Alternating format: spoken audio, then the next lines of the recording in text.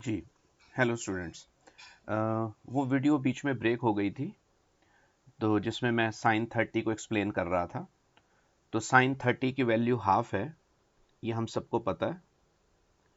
तो साइन 30 की value half कहाँ से आती है, कैसे आती है, ये बात मैं प्रूव कर रहा था। तो ज़रा इसे देख लीजिए। तो मैंने कहा था कि एक राइट एंगल ट्राइंगल कंसिडर कीजिए, जिसका एक एक्यूट एंगल 30 डिग्री है, तो दूसरा एक्यूट एंगल 60 डिग्री, और बिल्कुल इसी शेप का, इसी साइज का एक और ट्राइंगल लीजिए जिसमें एक एक्यूट एंगल 30 डिग्री है और एक दूसरा उसका कॉम्प्लीमेंट्री एंगल 60 डिग्री। तो ये दोनों ट्राइंगल्स कॉन्ग्रुएंट हैं, और अब मैं ये कह रहा हूं कि इनको एक दूसरे के साथ ओवरलैप कर दीजिए। एक एज को, ए बी को ए डैश बी डैश के साथ आप ओवरलैप कर दीजिए। तो अगर आप ए डैश बी डैश को ओवरलैप कर देते हो तो किस तरह का ट्राइंगल बनता है, तो ये मैं आपको दिखा रहा हूं। ए डैश बी डैश, इस ट्राइंगल को, राइट साइड वाली फिगर 2 को अगर आप ड्रैग करके फिगर 1 के ऊपर फिगर 1 के साथ ओवरलैप कर दें, जी, फिगर 1 के साथ अगर आप ओवरलैप कर दें ए डैश बी डैश को ए बी पे, तो किस तरह का सिचुएशन क्रिएट होती है, मैं वो एक्सप्लेन कर रहा हूं। This is the right angle triangle. This is the right angle triangle you are talking about. This is A, B and this is C. तो जब आप इसको लेकर आएंगे, इसके साथ ओवरलैप करेंगे, तो ये ए बी सी डैश बन जाता। ये एंगल आपका 60 डिग्री है, ये एंगल आपका 60 है, और ये 30 डिग्री और ये 30 डिग्री मिलकर 60 डिग्री हो गया। तो ये एक इक्विलेटरल ट्राइंगल बन गया। तो मैं ये कह सकता हूं, अगर ये डायमेंशन ए है, ये डायमेंशन ए है, तो सी सी डैश भी ए होगा। लेकिन ये कॉन्ग्रुएंट ट्राइंगल्स थे, तो ये और ये साइड्स बराबर हैं। तो अगर टोटल सी सी डैश ए है, तो ये डायमेंशन ए बाई 2 है और ये डायमेंशन ए बाई 2 है। तो अब हमें समझ में आ गया कि अगर हम इस ट्राइंगल की बात कर रहे हैं, अगर ये डायमेंशन आपकी ए है, तो ये डायमेंशन आपकी a बाय 2 है। तो इस हिसाब से अगर ये a है तो ये a बाय 2 है। तो मेरे ख्याल से अब आप इस ट्राइंगल के अंदर जब साइन 30 रीड करेंगे, sine 30 it is the ratio of perpendicular, और 30 डिग्री के लिए जो परपेंडिकुलर है that is a by 2। Perpendicular जो है वो a बाय 2 है और हाइपोटेन्यूज a है। तो साइन 30 की वैल्यू जो हमारे पास आती है वो आती है 1/2। तो इस तरीके से साइन 30 की वैल्यू हाफ आती है, ठीक है ना। और इसी ट्राइंगल में अगर आप कॉस ऑफ 60 रीड करेंगे, कॉस ऑफ 60, तो कॉस 60 की वैल्यू आती है बेस 60 डिग्री के लिए जो बेस है, this is a by 2 upon hypotenuse, hypotenuse is a। तो कॉस 60 की वैल्यू हाफ आती है, जी। और अगर आप पाइथागोरस थ्योरम कंप्लीट कर लें, पाइथागोरस थ्योरम से इस ट्राइंगल को कंप्लीट कर लें, तो मैं आपको बता सकता हूं it is a square plus a by 2 whole square plus a b square. तो a b square plus b c square is equal to hypotenuse square. तो मैं यहां पर कह सकता हूं a b square is equal to a square minus a square upon 4, 3/4 a square.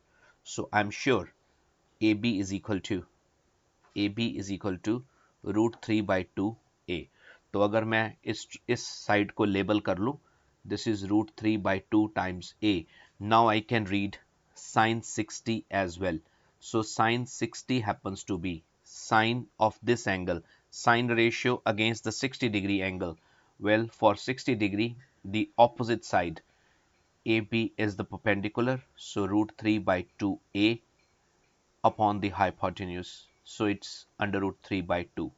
तो sign 60 की वैल्यू अंडर रूट 3/2 है, और जो साइन 60 है वो of course cos of 30 degree है। तो अगर आप इस एंगल की, मतलब एंगल ए का कॉस रे, तो वो बेस ऑन हाइपोटेन्यूज, तो आई थिंक वो वैल्यू आपकी √3/2 ही आ रही है। तो कुल मिलाकर हमें साइन 30 की वैल्यू जो है वो समझ में आ जाती है। और अगर मैं आगे कंटिन्यू करूं, साइन 45 डिग्री की वैल्यू आपको बताई गई है 1/√2। बिल्कुल सही है। अच्छा, कैसे आती है, 1 मिनट में देख लेते हैं। तो एक राइट एंगल ट्राइंगल कंसीडर कीजिए, एक राइट एंगल्ड ट्राइंगल कंसीडर कीजिए जिसके एक्यूट एंगल्स जो हैं उनके मेजरमेंट्स हैं 45 डिग्री एंड 45 डिग्री। तो ये 45 डिग्री एंड 45 डिग्री। और ज्योमेट्री हमें बताती है the side opposite to the greatest angle is greatest, है ना। ज्योमेट्री जिन्होंने पढ़ी है कि बड़े एंगल के सामने वाली साइड जो है वो बड़ी होती है, और ज्योमेट्री से ही हमें ये बात पता चलती है कि अगर एंगल्स सेम होंगे तो उनके सामने वाली साइड्स भी सेम होंगी। तो ये 45 डिग्री का एंगल है, 45 डिग्री का एंगल है, दिस इज 90 डिग्री एंगल। तो अगर दो एंगल सेम है तो उनके सामने वाली साइड सेम होंगी। तो मेरे ख्याल से ये वैल्यू अगर ए है तो ये वैल्यू ए है, ज्योमेट्री हमें पता है। तो अगर ये दोनों डायमेंशंस ए हैं तो आप पाइथागोरस से हाइपोटेन्यूज निकाल सकते हैं। And now you can read sine 45 degree.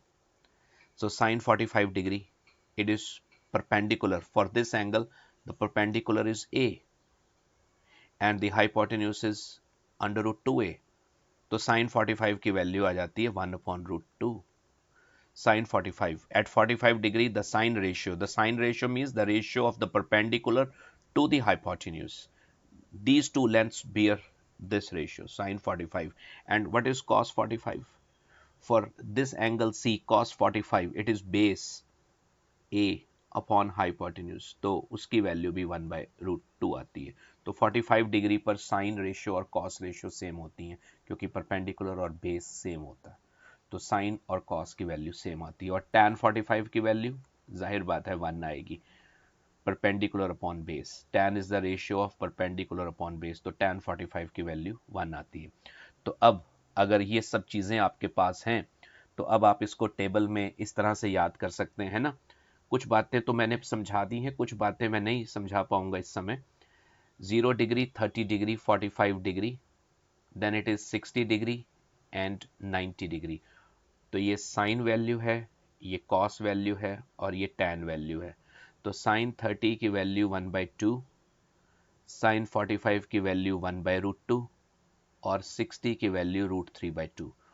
और जो cos 30 है वो sin 60 है, सो √3/2, 1/√2 एंड 1। जी, ये बात ध्यान रखिएगा, cos 60 इज sin 30। साइन की वैल्यू 0 पर 0 है, 90 पे 1 है, cos में 0 पर 1 है, 90 पे 0 है, और tan which is the ratio of sin upon cos, well it is 0, 1/√3, 1/√3 and not defined. तो ये टेबल तो डेफिनेटली आपको याद ही होगा, लेकिन साइन 30 और साइन 30 की वैल्यू कैसे निकलती है? अगर 30 डिग्री निकल जाता तो फिर 60 उसका कॉम्प्लीमेंट्री एंगल है वो भी निकल जाता है। और 45 डिग्री पर कैसे वैल्यूज निकलती हैं, ये छोटी सी एक्सप्लेनेशन थी। तो thank you so much, that's all for this video.